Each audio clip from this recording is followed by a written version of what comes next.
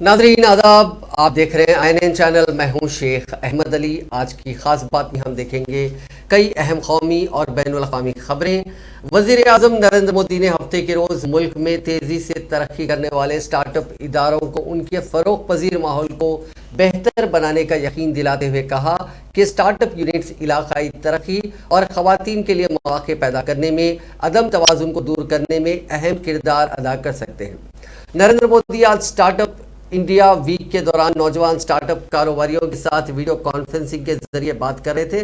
Startup week कल खत्म हो रहा है। इस मौके पर बात करते हुए उन्होंने कहा कि हिंदुस्तान के नौजवान स्टार्टअप एंटरप्रेन्योर्स नए आइडियाज़ और इख्तिरात के साथ काम करते हुए पूरी दुनिया में मुल्क की क़यादत कर रहे हैं और मसाइल का हल पेश कर रहे हैं। उन्होंने कहा कि इस दहाई में हुकूमत मुल्क में जिद्दत तराजी, एंटरप्रेन्योरशिप और स्टार्टअप इकोसिस्टम को मजबूत बनाने के लिए पॉलिसियों और ज़वाबित में बड़े पैमाने पर तब्दीलियां कर रही है।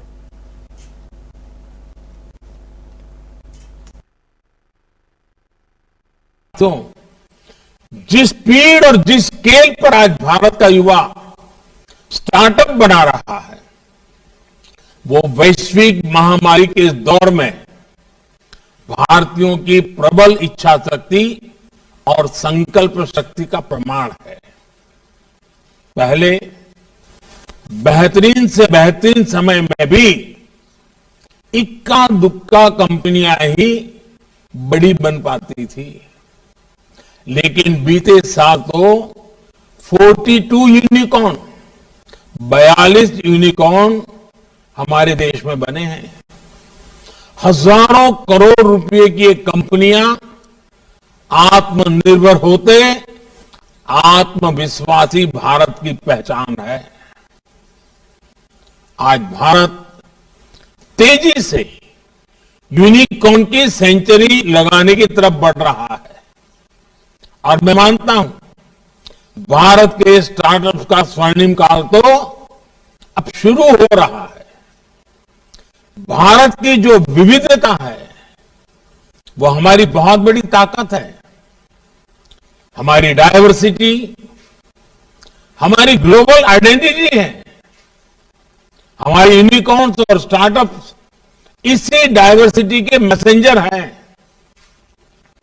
सिंपल डिलीवरी सिस्टम से लेकर सर्विस से लेकर पेमेंट सॉल्यूशन और कैब सर्विस तक आपका विस्तार बहुत बड़ा है। आपके पास भारत में ही डाइवर्स मार्केट्स, डाइवर्स कल्चर्स और उस पर काम करने का इतना बड़ा अनुभव है। इसलिए भारत के स्टार्टअप खुद को आसानी से दुनिया के दूसरे देशों तक पहुंचा सकते हैं। इसलिए आप मरकजी वज़ीर सेहत डॉक्टर मनसुख मांडविया ने सिंगापुर के वज़ीर सेहत के साथ कोरोना वायरस वबा के मौजूदा बहरान से निपटने और सेहत के शोबे के दीगर पहलुओं पर मिलकर काम करने के बारे में बातचीत की। दोनों फरीकैन ने सेहत के शोबे में ताउन के माहिदे पर भी इत्तेफाक किया। डॉक्टर मांडविया ने हफ्ते को ट्विटर पर एक बयान में कहा कि उन्होंने सिंगापुर के वज़ीर सेहत ओंग यी युंग से बातचीत की। इसमें दोनों ममालिक के दरमियान सेहत के शोबे से मुतालिक मुख्तलिफ पहलुओं पर ताउन और कोविड-19 के चैलेंज से मुश्तरका तौर पर निपटने के बारे में तबादला ख्याल किया गया। उन्होंने ये भी बताया कि हिंदुस्तान और सिंगापुर के दरमियान सेहत के शोबे में ताउन के लिए एक मुफाहमत नामे पर इत्तेफाक कायम हुआ है। वज़ीर सेहत ने लिखा कि सिंगापुर के वज़ीर सेहत ओंग यी युंग से बातचीत की गई है। सेहत के शोबे के मुख्तलिफ पहलुओं पर हिंदुस्तान और सिंगापुर के दरमियान ताउन को बढ़ाने और कोविड-19 जैसे चैलेंजों से निपटने के लिए मिलकर काम करने के बारे में बातचीत हुई। पॉलिनेशियन मुल्क टोंगा आइलैंड पर हफ्ते को समुद्र के अंदर वॉल्केनो का धमाका हुआ। धमाका इतना ताकतवर था कि इसकी राख का गुबार 20 किलोमीटर दूर से भी नजर आया। टोंगा में राख और पत्थरों के छोटे छोटे टुकड़ों की बारिश हुई। इस ज्वालामुखी यानी इस वॉल्केनिक इरप्शन के बाद फिजी और न्यूजीलैंड में भी सुनामी का अलर्ट जारी किया गया है। धमाके के बाद टोंगा पर सुनामी आ गई। टोंगा हुकूमत ने लोगों को अलर्ट जारी किया और समुद्र से जितना दूर जा सके चले जाएं, ये अलर्ट जारी किया गया। सैटेलाइट्स में भी इसकी तस्वीरें कैद हो गई हैं। रिपोर्ट्स के मुताबिक ये वोल्केनो हफ्ते के सुबह मकामी वक्त के मुताबिक शाम 5:10 पर हुआ। इसके 20 मिनट बाद सुनामी के बाद समुद्र की लहरें सड़कों, घरों और इमारतों से टकराने लगी। टोंगा के रहने वाले लोगों ने बताया कि जब वो खाना खाने जा रही थी तब ज्वालामुखी वहां धमाके के चलते उनका घर पूरी तरह से कांपने लगा। उन्होंने बताया कि जमीन और घर सब हिल रहे थे। ये कई बार हुआ और उनके छोटे भाई को लगा कि जैसे आसपास कोई बम फट रहे हों।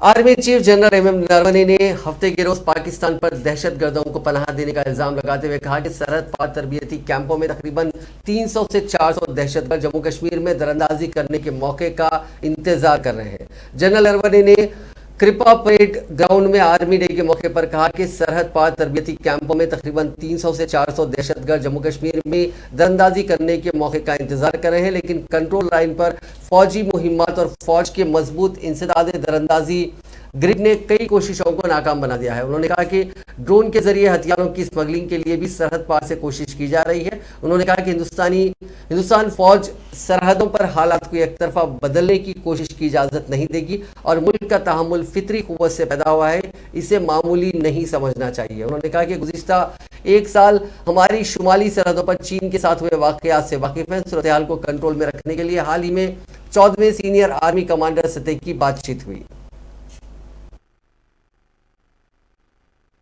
नियंत्रण रेखा पर स्थिति बीते साल की तुलना में बेहतर है।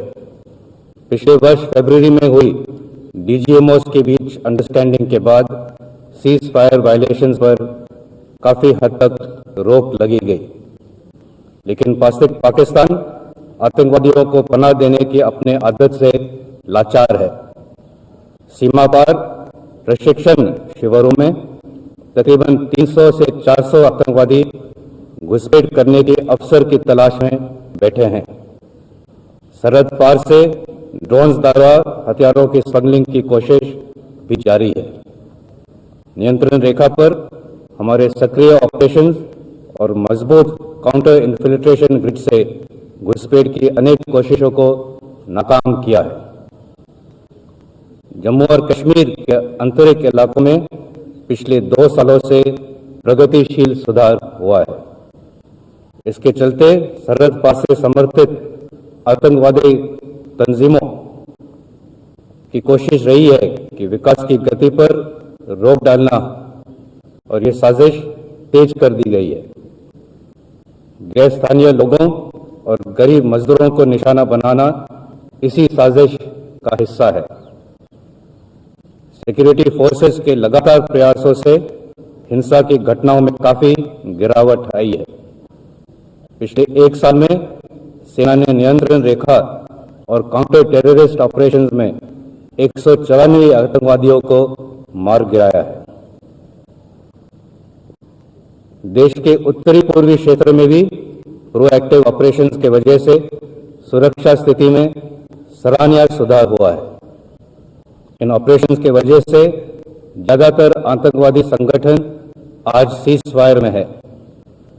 आंतरिक सुरक्षा के लिए सेना की तैनाती में की कटौती सूरत हालातों का सबूत है। भारत म्यांमार सीमा का सुरक्षा की दृष्टि से काफी हिंदुस्तान ने चीन को घेरने के लिए बड़ा प्लान तैयार किया है। मुल्क ने सबसे तेज supersonic anti ship cruise missile BrahMos का जाल बिछाना शुरू कर दिया है। इसके लिए हिंदुस्तान ने चाइना के दुश्मन मुल्क फिलीपींस को ब्रह्मोस का एक्सपोर्ट करने के लिए 37 करोड़ 50 लाख डॉलर यानी 2,790 करोड़ रुपए का सौदा किया है। जराये के मुताबिक फिलीपींस के कौमी सलामती डिपार्टमेंट ने ब्रह्मोस एरोस्पेस प्राइवेट लिमिटेड को नोटिस ऑफ अवार्ड जारी किया है, जिसके तहत अगले हफ्ते तक दोनों मुल्कों के बीच इस सिलसिले में दस्तखत किए जाएंगे। इसका इम्कान है चीन को इस सौदे से बड़ा झटका लगेगा। सदन माफ कीजिएगा, शुमाली चीन सागर पर इख्तियार को लेकर चीन के साथ फिलीपींस का तनाजा चल रहा है। रिपोर्ट के मुताबिक ऐसे में ब्रह्मोस मिसाइल को फिलीपींस अपने साहिली इलाकों में तैनात कर सकता है। ब्रह्मोस मिसाइलों की एक्सपोर्ट का ये पहला मामला है। इससे इंडोनेशिया और वियतनाम जैसे एशियाई मुल्कों के साथ मिसाइल सौदे की राह आसान होने की उम्मीद है। एक रिपोर्ट के मुताबिक ये सौदा चीन के बढ़ते एक्सपेंशन प्लान को रोकने और साथ ही साथ चाइना के अपने पड़ोसियों के साथ मजबूत स्ट्रैटेजिक ताल्लुकात को कंट्रोल में लाने की एक बहुत बड़ी, उस सिलसिले में एक बहुत बड़ा कदम होगा। 5 रियासतों में होने वाले असेंबली इंतखाबात में तशहीर में ढील दी जानी चाहिए या नहीं, इस पर इलेक्शन कमीशन की रिव्यू का नतीजा आ गया है। कोरोना के बढ़ते मामलों को देखकर इलेक्शन कमीशन ने फैसला किया है कि रैलियों पर रोक 22 जनवरी तक जारी रहेगी। इसके साथ ही पार्टियों की इंडोर मीटिंग में 300 लोगों या हॉल की कैपेसिटी के 50% लोगों को शामिल किए जाने की छूट दी गई है। 8 जनवरी को इंतखाबात की तारीख का ऐलान करते हुए इलेक्शन कमीशन ने जो पब्लिक मीटिंग्स है और जो पब्लिकली जो कैंपेन होती है उस पर रोक लगा दी थी। सिर्फ सोशल मीडिया पर कैंपेन करने की इजाजत दी गई थी। बीते 6 दिन में कोरोना के ट्रेंड पर अगर नजर डालें तो इलेक्शन होने वाले बड़े रियासतों उत्तर प्रदेश और पंजाब में ही कोरोना बेतहाशा बढ़ा है। उत्तर प्रदेश में 8 जनवरी को 6,401 केसेस आए थे, जो 14 जनवरी तक बढ़कर 15,975 हो गए, यानी इनमें 150% की बढ़ोतरी दर्ज की गई। ऐसे ही पंजाब में 8 जनवरी को 3,560 केसेस दर्ज किए गए थे, जो 14 जनवरी को 7,552 हो गए, यानी इनमें 112% की बढ़ोतरी दर्ज की गई। ऐसे में बंदिशें कम करने के बजाय बढ़ाने की जरूरत महसूस की गई। योगी आदित्यनाथ गोरखपुर से असेंबली इंतखाबात लड़ेंगे। बीजेपी की पहली लिस्ट के ऐलान के साथ ही यूपी इंतखाबात का 18 साल का एक रिकॉर्ड भी टूटा है, क्योंकि आखिरी बार मुलायम सिंह यादव गुन्नौर सीट से असेंबली इलेक्शन लड़कर यूपी के सीएम बने थे। उन्होंने जनता के बीच अपनी पॉपुलैरिटी साबित की थी। अब 2022 के असेंबली इंतखाबात में एमएलसी बनकर सीएम बनने की जो सिलसिला चल रहा था, इस पर ब्रेक लग रहा है। देखना यह होगा कि समाजवादी पार्टी के सरबराह अखिलेश यादव और बीएसपी सरबराह मायावती इलेक्शन लड़ते हैं या नहीं। योगी आदित्यनाथ ने ट्विटर हैंडल पर कुछ दिनों पहले लिखा था कि वो असेंबली इंतखाबात लड़ने के लिए तैयार है। पार्टी जहां से कहेगी वहां से वो इलेक्शन लड़ेंगे। इसके बाद कयास लगाया जा रहा था कि वो अयोध्या से इलेक्शन लड़ सकते हैं, क्योंकि राम मंदिर बीजेपी का इलेक्शन का मुद्दा रहा, चुनावी मुद्दा रहा। लेकिन पहली लिस्ट का ऐलान करते हुए मरकजी वजीर धर्मेंद्र प्रधान ने कहा कि सीएम योगी गोरखपुर सीट से इलेक्शन लड़ेंगे। यहां आपको बता देंगे, सीएम का स्टेटमेंट आने के बाद 3 जनवरी को बीजेपी एमपी हरिनाथ सिंह यादव को योगी के मथुरा से इलेक्शन लड़ने का एक ख्वाब आया था और उन्होंने कौमी सदर जेपी नड्डा को इस सिलसिले में चिट्ठी भी लिखी थी। योगी आदित्यनाथ जी गोरखपुर शहर, आदरणीय योगी जी हमारे मुख्यमंत्री की दायित्व में है। वो गोरखपुर शहर से चुनाव में पार्टी की ओर से प्रत्याशी होंगे। श्री केशव प्रसाद मौर्य वो प्रयागराज जिले में सिराथू 251 सिराथू सीट में पार्टी की ओर से प्रत्याशी होंगे। यूपी असेंबली इंतखाबात के लिए हफ्ते के रोज बीजेपी की तरफ से उम्मीदवारों की पहली फहरिस्त जारी की गई थी, जिसमें वजीर आला योगी आदित्यनाथ को गोरखपुर से उम्मीदवार बनाया गया।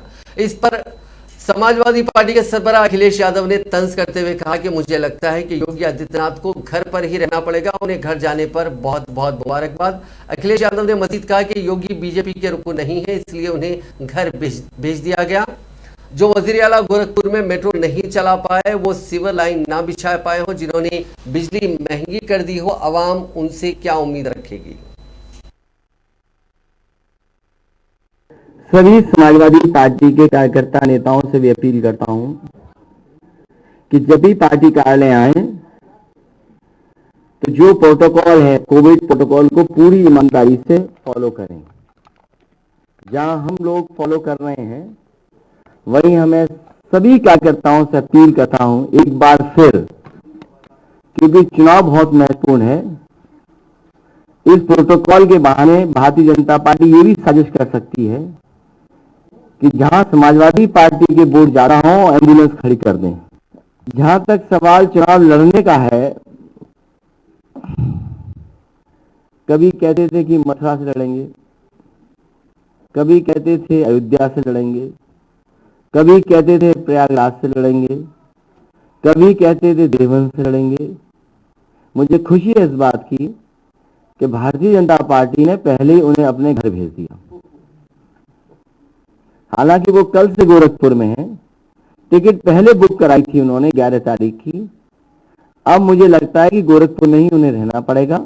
अब गोरखपुर से वापस आने की उन्हें जरूरत नहीं है। उनको बहुत बहुत बधाई। चुनाव में चले गए हैं, ए बी फॉर्म बढ़ चुके हैं, बहुत पार्टी आगे बढ़ चुकी है और बहुत त्याग किया है पार्टी की टिकटों को। बहुत पार्टी की टिकटों का मैंने त्याग किया है।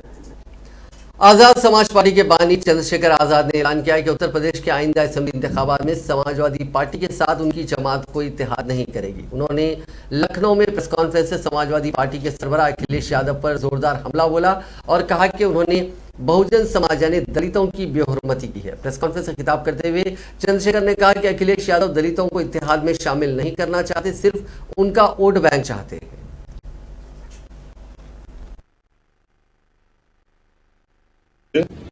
लेकिन अंत समय में मुझे लगा कि अखिलेश जी को दलितों की जरूरत नहीं है।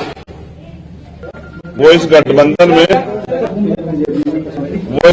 में दलित नेताओं को, दलित लीडरशिप को नहीं चाहते। वो चाहते हैं कि उनको दलित वोट करें। लेकिन मेरा डर ये था कि अगर दलित उनको वोट कर देंगे तो कल जो उनके ऊपर एक आरोप पिछली सरकारों में भी रहा, क्योंकि माननीय काशीराम साहब को मैं नेता मानता हूं, उन्होंने भरोसा करके नेताजी को मुख्यमंत्री बनाया, फिर क्या हुआ आपके सामने। इसी डर को समाज के अंदर डर था। सारे बुद्धिजीवियों ने, हमने खुद में भी चर्चा की, सब लोगों ने कहा कि आप खुल के बात कीजिए कि कल ऐसा तो नहीं कि सरकार जाने के बाद, सरकार बनने के बाद जो है हम अपने विषय पर बात ही ना कर पाए, दलितों के साथ फिर वो शोषण हो, घर जलाए जाए, उनकी जमीन कब्जाए जाए, उनको पीटा जाए, उनको सताया जाए, महिलाओं के रेप हो, हाथरस जैसे कांड हो। और 2 दिन में निराशा हुई कि 1 महीना 10 दिन के बाद उन्होंने कल अपमानित किया। ये दुखद। अपमानित किया आपको? ये बहुजन समाज के लोगों का उन्होंने अपमान किया है।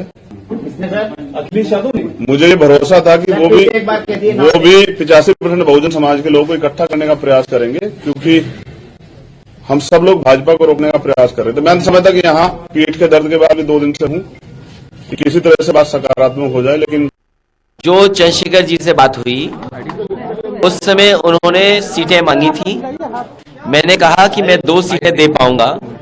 1 सीट क्योंकि आरएलडी के पास थी, मैंने उसी समय आरएलडी के नेताओं से बात कराई। उन्होंने मेरी बात को स्वीकार किया और उन्होंने रामपुर मनिहारन छोड़ दी। उसके बाद मैंने ये सीट उनको दे दी। इसके साथ साथ क्योंकि गाजियाबाद घोषित सीट नहीं थी, उसको भी मैंने उनको दे दी। लेकिन उनके संगठन के बीच जो बातचीत हुई, उसके बाद उन्होंने कहा कि मैं चुनाव नहीं लड़ सकता, संगठन मुझसे नाराज है, इतनी सीटों में संगठन संतुष्ट नहीं है।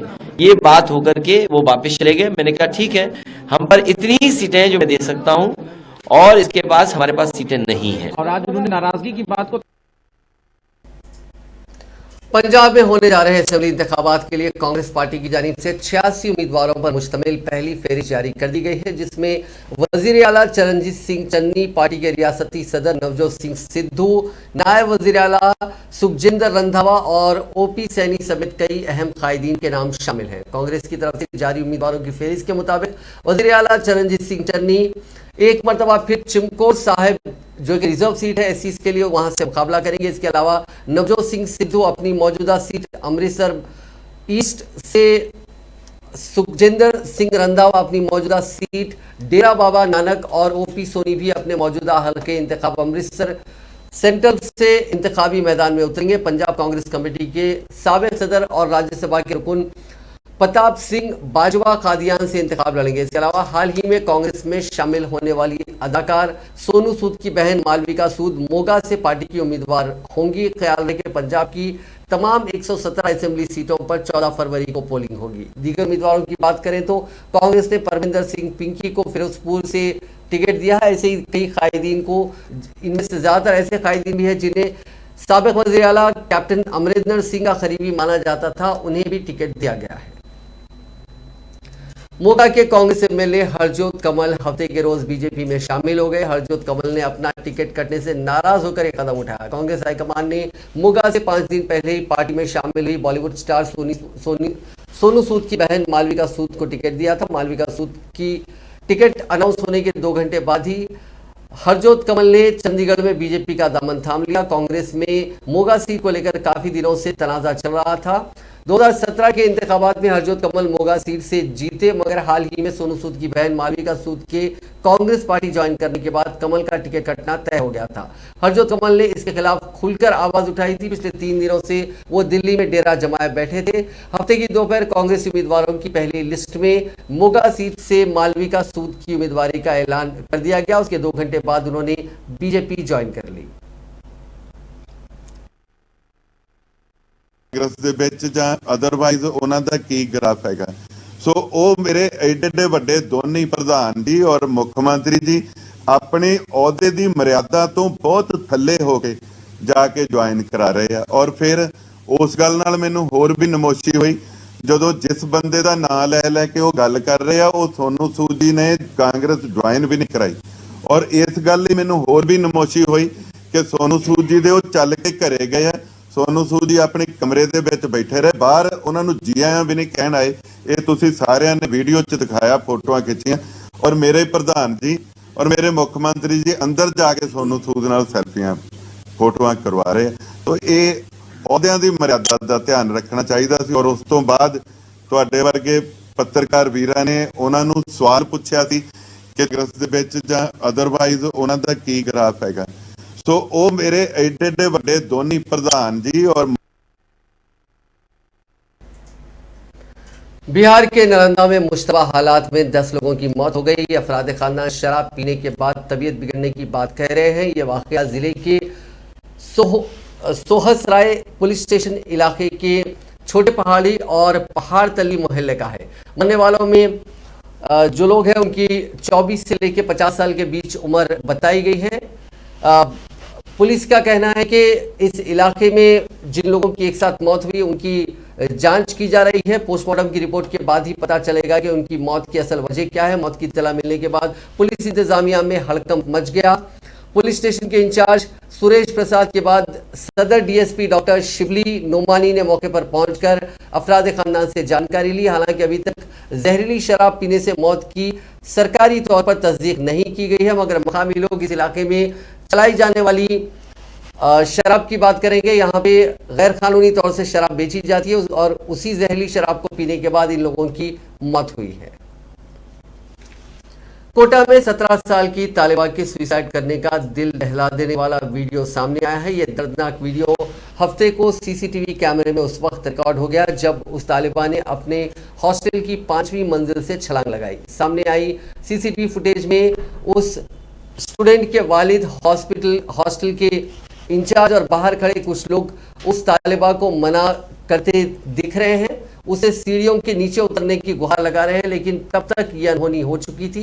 मौके पर मौजूद लोगों ने बताया कि तालिबा बालकनी में खड़ी होकर नीचे कूदने जा रही थी, तभी उसे बचाने के लिए उसके वालिद हॉस्टल के अंदर दौड़े। वालिद को आता देखकर उसने 5वीं मंजिल से छलांग लगा दी। नीचे भी कुछ लोग खड़े थे, लेकिन उस तालिबा को बचाया नहीं जा सका।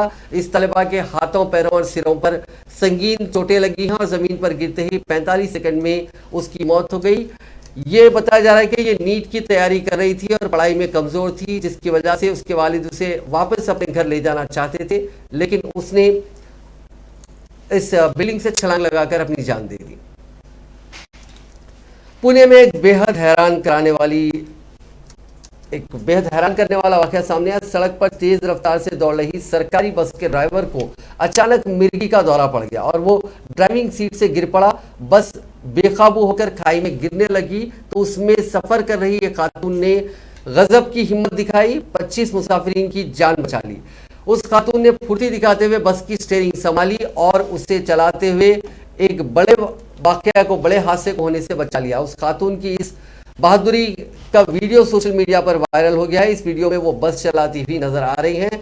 बहादुरी का कारनामा पुणे की रहने वाली योगिता धर्मेंद्र सातव ने किया। 42 साल की योगिता ने न सिर्फ बस को 10 किलोमीटर चलाकर उसमें सवार सभी मुसाफिरीन को महफूज उनके डेस्टिनेशन तक पहुंचाया, बल्कि बस के ड्राइवर को इलाज के लिए एक प्राइवेट हॉस्पिटल में भी भर्ती कराया। योगिता ने बताया कि वो कार चलाना जानती थी, लेकिन उन्होंने पहले कभी भी बस नहीं चलाई थी।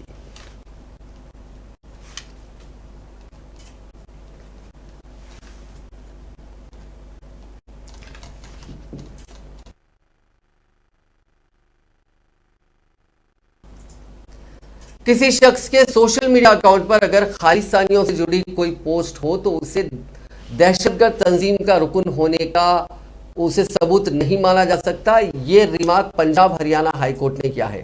केस अमरजीत सिंह के सोशल मीडिया अकाउंट पर खालिस्तानी तंजीमों से जुड़ी पोस्ट को लेकर था, जिसमें हाईकोर्ट ने उस शख्स को जमानत दे दी। ये केस नेशनल इन्वेस्टिगेशन एजेंसी ने दर्ज किया था। वहीं हाईकोर्ट ने मामले में मुलजिम को जमानत का फायदा लेने वाले फैसले में कहा कि उसे जमानत देने के लिए हफ्ते भर के अंदर स्पेशल कोर्ट में पेश किया जाए ताकि वो जमानत के लिए बेल या श्योरिटी बॉन्ड भर सके। वहीं स्पेशल कोर्ट उसे जमानत देते वक्त शर्त लगाएगा कि वो हर 15 दिन के बाद मकामी पुलिस स्टेशन में रिपोर्ट करेगा। एनआईए ने साल 2019 में तरन तारण में गैर इरादतन कत्ल और एक्सप्लोजिव एक्ट के तहत कुछ मुलजिमीन पर केस दर्ज किया था। इसमें मुलजिम एक शख्स ने जमानत के लिए पहले एनआईए स्पेशल कोर्ट मोहाली में जमानत पिटीशन लगाई थी। एनआईए के स्पेशल जज ने 4 फरवरी 2021 को उसकी जमानत खारिज कर दी, जिसके बाद उस शख्स ने हाईकोर्ट में अपील की थी। सुनवाई के दौरान हाईकोर्ट ने पाया कि मामले में मुलजिम का नाम एफआईआर में नहीं था। एनआईए का दावा था कि जांच के दौरान सामने आया कि वो खालिस्तानी दहशतगर्द ग्रुप का साथी था।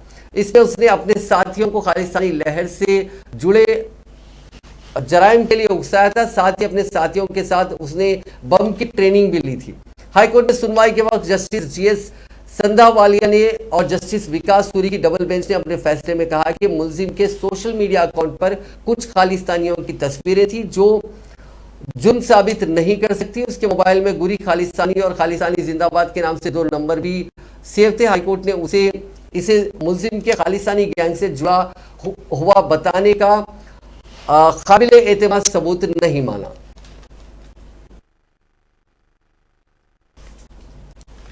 साउथ अफ्रीका सीरीज में शर्मनाक हार के बाद विराट कोहली ने टेस्ट की कप्तानी छोड़ दी है। विराट कोहली ने एक स्टेटमेंट के जरिए इस बात की जानकारी दी। उन्होंने हफ्ते की शाम एक स्टेटमेंट जारी कर इस बात की इत्तला दी। उन्होंने कहा कि मैं हमेशा हर चीज में 120% कंट्रीब्यूशन देता हूं। अगर मैं ऐसा नहीं कर पाता हूं तो यह गलत होगा। मैं इस बात को लेकर एकदम वाजे हूं और मैं अपनी टीम के साथ बेईमानी नहीं कर सकता।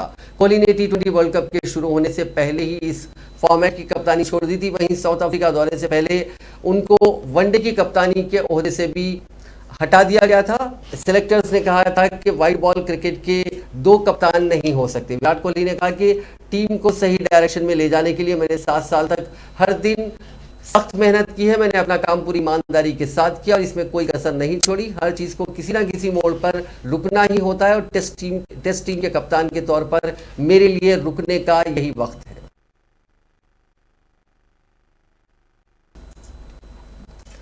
आखिर में नजर डालते हैं कोरोना के आंकड़ों पर। पिछले 24 घंटों में दुनिया भर में कोरोना के 34,47,187 नए मामला दर्ज हुए। इसी दौरान 8,380 अफराद की मौत भी हुई। इस इजाफे के बाद दुनिया भर में कोरोना के मुतासरीन का मजमूई आंकड़ा 32,47,00,000 के पार हो गया, जबकि अमवात की तादाद बढ़कर 55,50,000 के करीब हो गई।